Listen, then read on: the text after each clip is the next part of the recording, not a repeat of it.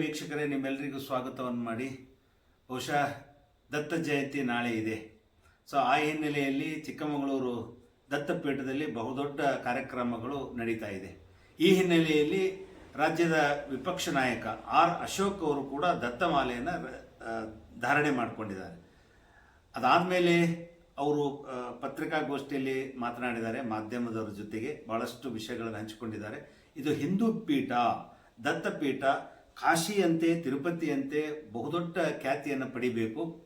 ಇದನ್ನು ಈ ಪೀಠ ಜಾಗವನ್ನು ಕಬಳಿಸಿದ್ದಾರೆ. ಇದನ್ನು ನಾವು ವಿರೋಧ ಮಾಡ್ತೇವೆ. ರಾಜ್ಯ ಸರ್ಕಾರ ಈ ಬಗ್ಗೆ ಸೂಕ್ತ ಕ್ರಮ ತಗೊಳ್ಬೇಕು ಅನ್ನುವಂಥ ವಿಚಾರಗಳನ್ನು ವ್ಯಕ್ತಪಡಿಸಿದ್ದಾರೆ. ಕೇಂದ್ರ ಸಚಿವೆ ಶೋಭಾ ಕರಂದ್ಲಾಜೆ ಅವರು ಕೂಡ ಈ ಕಾರ್ಯಕ್ರಮದಲ್ಲಿ ಭಾಗವಹಿಸಿದ್ರು. ಅವರು ಬಂದು ದತ್ತಪೀಠದ ಸೇವೆಯನ್ನು ಮಾಡಿದ್ದಾರೆ. ಜೊತೆಗೆ ಮುಖ್ಯವಾಗಿ BJP ನಾಯಕ CT ರವಿ ಅವರು ಕೂಡ ದತ್ತಮಾಲೆ ಧರಿಸಿ ಸುಮಾರು 9 ಮನೆಗಳಿಗೆ ತೆರಳಿ ಭಿಕ್ಷೆ ಬೇಡಿದ್ದಾರೆ. ಆ ಭಿಕ್ಷೆ ಬೇಡಿದಂಥ ಏನು ಪುಡಿ ಅಂತ ನಾವು ಹೇಳ್ತೀವಿ, ಪಡಿ ಆ ಪಡಿಯನ್ನು ಇರುಮುಡಿ ಕಟ್ಟಿಕೊಂಡು ನಾಳೆ ದತ್ತಪೀಠಕ್ಕೆ ಸಲ್ಲಿಸೋರಿದ್ದಾರೆ. ಆ ಎಲ್ಲ ದೃಶ್ಯಾವಳಿಗಳನ್ನು ನಿಮ್ಗೆ ನಾವು ತೋರಿಸ್ತೇವೆ. ಶೋಭಾ ಕರಂದ್ಲಾಜೆ ಅವರು, CT ರವಿ ಅವರು, ಮತ್ತು ವಿಪಕ್ಷ ನಾಯಕ ಆರ್ ಅಶೋಕ್ ಅವರು ಏನೇನು ಅಲ್ಲಿ ಕಾರ್ಯಕ್ರಮ ನಡೀತು ಅದನ್ನೆಲ್ಲ ಅವರೇನು ಮಾತಾಡಿದವೆಲ್ಲ ನಿಮಗೀಗ ಕಾಣಿಸ್ತೇವೆ.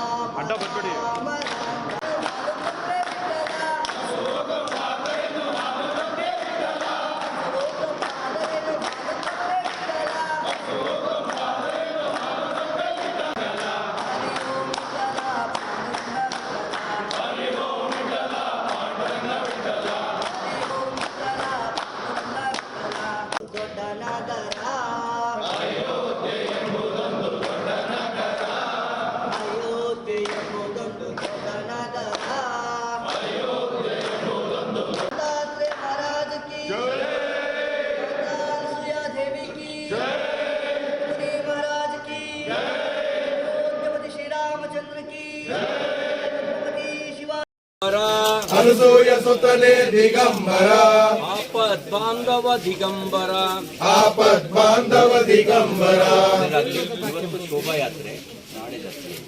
ದಿಗಂಬರ ಅನಸೂಯ ಸುತನೆ ದಿಗಂಬರ ಅನಸೂಯ ಸುತನೆ ದಿಗಂಬರ ಜೈ ದತ್ತ ಜೈ ಗುರು ದತ್ತ ಜೈ ಜೈ ದತ್ತ.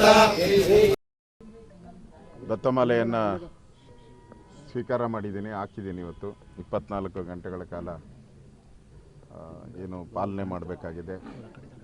ನಮ್ಮ ಭಾರತೀಯ ಸಂಸ್ಕೃತಿ, ದತ್ತ ಸಂಸ್ಕೃತಿ, ಇದನ್ನು ಪಾಲನೆ ಮಾಡ್ತೀನಿ. ನಾನು ಹಿಂದೆನೂ ಕೂಡ ಕಂದಾಯ ಸಚಿವನಾಗಿದ್ದಾಗ ದತ್ತಪೀಠಕ್ಕೆ ನಾನು ಭೇಟಿ ಕೊಟ್ಟಿದ್ದೆ, ಸ್ಥಳ ವೀಕ್ಷಣೆ ಮಾಡಿದ್ದೀನಿ.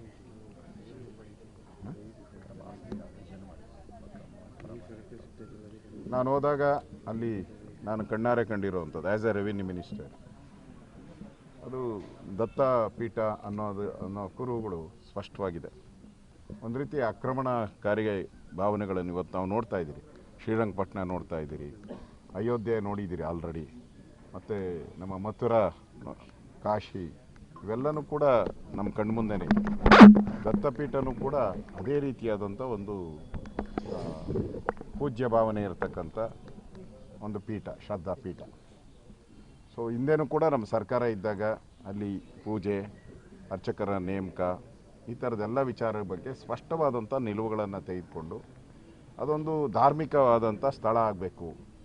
ಯಾವ ರೀತಿ ನಾವು ಧಾರ್ಮಿಕ ತಿರುಪತಿ ಇರ್ಬೋದು, ಕಾಶಿ ಇರ್ಬೋದು, ಮಥುರಾ ಇರ್ಬೋದು ನೋಡ್ತಿರೋ ಅದೇ ರೀತಿ ದತ್ತ ಪೀಠನೂ ಕೂಡ ಒಂದು ಪವಿತ್ರ ಸ್ಥಳ ಹಿಂದೂಗಳಿಗೆ. ಆ ಭಾವನೆಯನ್ನು ಮಟ್ಟ ಹಾಕುವಂಥ ಪ್ರಯತ್ನಗಳನ್ನು ಕೆಲವು ಹಿತಾಸಕ್ತಿಗಳು ನಿರಂತರವಾಗಿ ಮಾಡ್ತಾಯಿದ್ದಾರೆ. ಈಗಾಗಲೇ ಕೋರ್ಟಿನ ಎಲ್ಲ ದಾಖಲೆಗಳು ಎಲ್ಲನೂ ಕೂಡ ದತ್ತಪೀಠನೇ ಬೇರೆ, ದರ್ಗಾನೇ ಬೇರೆ ಅನ್ನೋದು ಸ್ಪಷ್ಟವಾಗಿ ಹೇಳಿದ್ದಾರೆ. ನಮ್ಮ ಉದ್ದೇಶ ಇರ್ತಕ್ಕಂಥದ್ದು ಕೂಡಲೇ ಅದಕ್ಕೊಂದು ಜಡ್ಜ್, ಸಿಟ್ಟಿಂಗ್ ಜಡ್ಜ್ ಅವರ ಒಂದು ನೇಮಕ ಮಾಡಿ ಇದನ್ನು ಬಗೆಹರಿಸ್ಬೇಕು, ಕೂಡಲೇ ಬಗೆಹರಿಸ್ಬೇಕು. ಎಲ್ಲ ಬಗೆಹರಿದಿದೆ. ಅಯೋಧ್ಯೆ ಬಗೆಹರಿದಿದೆ, ಕೋರ್ಟನ್ನು ಕೂಡ ಮಥುರಾ ಬಗ್ಗೆ ಎಲ್ಲ ಬಗ್ಗೆನೂ ತೀರ್ಮಾನಗಳನ್ನು ತೆಗೆದುಕೊಳ್ತಾ ಇದೆ. ಇದನ್ನು ಕೂಡ ತೀರ್ಮಾನ ಆಗಬೇಕು ಅನ್ನೋದು ನಮ್ಮೆಲ್ಲರ ಬಯಕೆ. ಅದಕ್ಕೋಸ್ಕರ ಸಾವಿರಾರು ಲಕ್ಷಾಂತರ ಜನ ಕಾರ್ಯಕರ್ತರು ಈ ಹೋರಾಟವನ್ನು ಪ್ರಾರಂಭ ಮಾಡಿ ನಿರಂತರವಾಗಿ ನಡೆಸ್ಕೊಂಬರ್ತಾ ಇದ್ದಾರೆ. ನಾನು ಕೂಡ ಒಬ್ಬ ವಿರೋಧ ಪಕ್ಷದ ನಾಯಕನಾಗಿ ಇವತ್ತು ಈ ಸ್ಥಾನಕ್ಕೆ ಬಂದಿದ್ದೀನಿ. ಒಳ್ಳೆಯದಾಗಬೇಕು. ಹಿಂದೂಗಳ ಭಾವನೆಯನ್ನು ಯಾವುದೇ ಕಾರಣಕ್ಕೂ ಕೆರಳಿಸುವಂಥ ಒಂದು ಪ್ರಯತ್ನಗಳನ್ನು ಮಾಡಬಾರ್ದು, ಯಾರೂ ಕೂಡ ಮಾಡಬಾರ್ದು. ಇದು ಹಿಂದೂಸ್ಥಾನವಾಗೇ ಉಳಿಬೇಕು ಅನ್ನೋದು ನಮ್ಮೆಲ್ಲರ ಬಯಕೆ. ದತ್ತಪೀಠವಾಗೇ ಉಳಿಬೇಕು. ಜನ ದತ್ತಪೀಠದ ಬಗ್ಗೆ, ಇಡೀ ಕರ್ನಾಟಕ ಜನ, ಇಡೀ ದೇಶದ ಜನ ದತ್ತಪೀಠ ಅಂದರೆ ಒಂದು ಗೌರವ ಇದೆ. ಆ ಗೌರವ, ಘನತೆ ಎತ್ತಿ ಹಿಡಿಯುವಂಥ ಕೆಲಸವನ್ನು ಈ ಸರ್ಕಾರನೂ ಮಾಡಬೇಕು ಅಂತೇಳಿ ನಾನು ಆಗ್ರಹವನ್ನು ಮಾಡ್ತಾಯಿದ್ದೀನಿ. ಸರ್, ಮೊದಲನೇ ಬಾರಿ ರೆವಿನ್ಯೂ ಮಿನಿಸ್ಟ್ರಾಗಿ ನಾನು ಭೇಟಿ ಮಾಡಿದ್ದೀನಿ. ಹಿಂದೆ 2-3 ವರ್ಷ ಇರಬೇಕು. ಈಗ ಮೊದಲನೇ ಬಾರಿಗೆ ವಿರೋಧ ಪಕ್ಷದ ನಾಯಕನಾಗಿ ನಾನಿಲ್ಲಿ ಬಂದು ದತ್ತಮಾಲೆಯನ್ನು ಹಾಕಿದ್ದೇನೆ. ವಿಜೇಂದ್ರ ಅವರನ್ನ ಬರ್ತಾರೆ, ರಾಜ್ಯಾಧ್ಯಕ್ಷರು ಕಾರ್ಯಕ್ರಮಕ್ಕೆ ಭಾಗವಹಿಸ್ತಾರೆ. ಬರ್ತೀನಿ ಅಂತ ಹೇಳಿದ್ದಾರೆ. ಶಾಸಕರು ಹೆಚ್ಚನ್ನು ಬರ್ತಾರೆ ಅನ್ನೋದೇನು? ಬರ್ತಾರೆ. ನಮ್ಮ ದೊಡ್ಡಬಳ್ಳಾಪುರದ ಶಾಸಕರು ಯುವ ಮೋರ್ಚಾ ಅಧ್ಯಕ್ಷರಾಗಿದ್ದಾರೆ, ಅವರು ನನ್ನ ಜೊತೆಯಲ್ಲಿ ಬಂದಿದ್ದಾರೆ. ಬೆಳಗ್ಗೆ ಅವರು ಕೂಡ ಪಾಲ್ಗೊಳ್ತಾರೆ. ಶೋಭಾಯಾತ್ರೆಯಲ್ಲಿ ನಾಳೆ ಪಾಲ್ಗೊಳ್ತಾರೆ. ಸುರೇಶ್ ಅವರು, ನಾಳೆ ಸುನೀಲ್ ಅವರು ಕೂಡ ಬರ್ತಾ ಇದ್ದಾರೆ. ಪ್ರತಿ ವರ್ಷ ಬರ್ತಾ ಇದ್ದಾರೆ. ನಾಳೆ ಸುನೀಲ್ ಅವರು ಕೂಡ ಬರ್ತಾರೆ. ಸರ್, ನಾಳೆ ದತ್ತಪದಕ್ಕೆ ದರ್ಶನ ಮಾಡ್ತೀರಾ ಸರ್ ಅಥವಾ ನಾಳೆ ಬೆಳಗ್ಗೆ 10:30ಗೆ ನಾನು ಹೋಮ ಇದೆ, ಅಲ್ಲಿ ಹೋಮದಲ್ಲಿ ನಾನು ಭಾಗವಹಿಸ್ತೀನಿ. 12 ಗಂಟೆಗೆ ಪೂರ್ಣಾಹುತಿ ಭಾಗವಹಿಸಿ ನಾನು ಶೋಭಾಯಾತ್ರೆಯಲ್ಲಿ ಭಾಗವಹಿಸ್ತೀನಿ. ಅದಾದಮೇಲೆ ನಾನು ಬೆಂಗಳೂರು. ಮೊದಲನೇ ಬಾರಿಗೆ ದತ್ತಮಾಲೆ ಹಾಕಿದ್ರೆ ನಿಮ್ಮ ಸಂಕಲ್ಪ ಏನಾಗಿತ್ತು? ಮತ್ತೆ ಮುಂದಿನ ಬಾರಿ ಬರಬೇಕಾದ್ರೆ ಈ ದತ್ತಪೀಠದ ಎಲ್ಲ ಸಮಸ್ಯೆಗಳು ಬಗೆಹರಿದು, ಹಿಂದೂಗಳ ಧಾರ್ಮಿಕ ಭಾವನೆ ಇದೆ, ಅದಕ್ಕೆ ಯಾವುದೇ ರೀತಿ ಚ್ಯುತಿ ಬರದ ರೀತಿಯಾಗಿ ಇಲ್ಲಿ ಕಾರ್ಯಕ್ರಮ ನಡೀಬೇಕು. ಒಂಥರ ಹೋರಾಟದ ಮನೋಭಾವದಿಂದ ಈ ಕಾರ್ಯಕ್ರಮಗಳು ನಡೀತಾ ಇದೆ. ಮುಂದಿನ ವರ್ಷ ಬಂದಾಗ ಸಂತೋಷದಿಂದ, ಆನಂದದಿಂದ ದತ್ತನ ಪ್ರಾರ್ಥನೆ ಮಾಡುವಂಥ ಅವಕಾಶವನ್ನು ಆ ಭಗವಂತ, ಆ ದತ್ತಪೀಠ ನಮಗೆ ಕರುಣಿಸಲಿ ಅಂತೇಳಿ ಭಗವಂತನಲ್ಲಿ ಪ್ರಾರ್ಥನೆ. ಮಿನಿಸ್ಟರ್ ಆದಮೇಲೆ, ನಾನು ರೆವಿನ್ಯೂ ಮಿನಿಸ್ಟರ್ ಆದಮೇಲೆ ಇವೆಲ್ಲ ಆದೇಶಗಳು ಕಂದಾಯ ಇಲಾಖೆಗೆ ಬರ್ತಕ್ಕಂಥದ್ದು, ಇದೆಲ್ಲ ನಿಮಗೂ ಗೊತ್ತಿದೆ.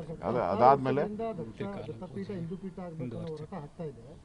ಆದರೂ ಈವರೆಗೂ ನೀವು ಭಾಗಿಯಾಗಿರಲಿಲ್ಲ ಈ ದತ್ತ ಜಯಂತಿಯಲ್ಲಿ. ಇದೇ ಮೊದಲನೇ ಬಾರಿಗೆ.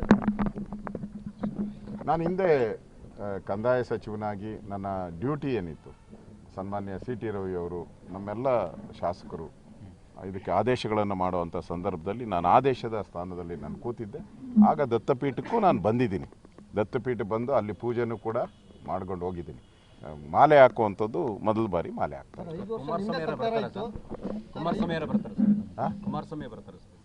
ಅವ್ರು ಹೇಳಿದಾರಲ್ಲ, ನನಗೇನು ಅಂಜಿಕೆ ಇಲ್ಲ ಅಂತ ಹೇಳ್ಬಿಟ್ಟು ಹೇಳಿದ್ದಾರೆ. ಧನ್ಯವಾದ.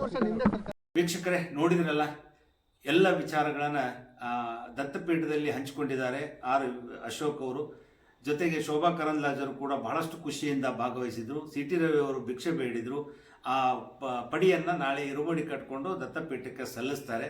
ಒಟ್ಟು ದತ್ತ ಜಯಂತಿ ನಿಮಿತ್ತ ಚಿಕ್ಕಮಗಳೂರಿನಲ್ಲಿ ಬಹುದೊಡ್ಡ ಒಂದು ಉತ್ತಮವಾದಂಥ ರೀತಿಯಲ್ಲಿ ವಾತಾವರಣ, ಹಬ್ಬದ ವಾತಾವರಣದ ದತ್ತ ಜಯಂತಿ ಅಂದರೆ ಹಾಗೆ ಹಿಂದೂಗಳಿಗೆ ಬಹುದೊಡ್ಡ ಅದ್ಭುತವಾಗಿರ್ತಕ್ಕಂಥ ಒಂದು ದತ್ತಪೀಠ ಅದು. ಸೊ ಹಾಗಾಗಿ ಈ ದತ್ತಪೀಠದಲ್ಲಿ ಪ್ರತಿ ವರ್ಷ ಇದನ್ನು ಕೂಡ ಈಗ ಮೊಟ್ಟ ಮೊದಲ ಬಾರಿಗೆ ಈ ಏನು ಆರ್ ಅಶೋಕ್ ಅವರು ಮಾಲೆ ಧಾರಣೆ ಮಾಡಿದ್ದು. ಅಂದರೆ ಈ ಸಾರಿ ಕಂದಾಯ ಸಚಿವರಿದ್ದಾಗ ಹೋಗಿದ್ರು, ಆದರೆ ಈ ಸಾರಿ ಆ ಮಾಲೆಯನ್ನು ಧಾರಣೆ ಮಾಡಿದರೆ ಒಟ್ಟಾರೆ ದತ್ತಪೀಠ ಹಿಂದೂಗಳ ಪೀಠ. ಆಸ್ಕ್ ನ್ಯೂಸ್ ಇದು ಎಲ್ಲರಂತಲ್ಲ, ನಿಮ್ಮ ಅನಂತ್. ನಮಸ್ಕಾರ.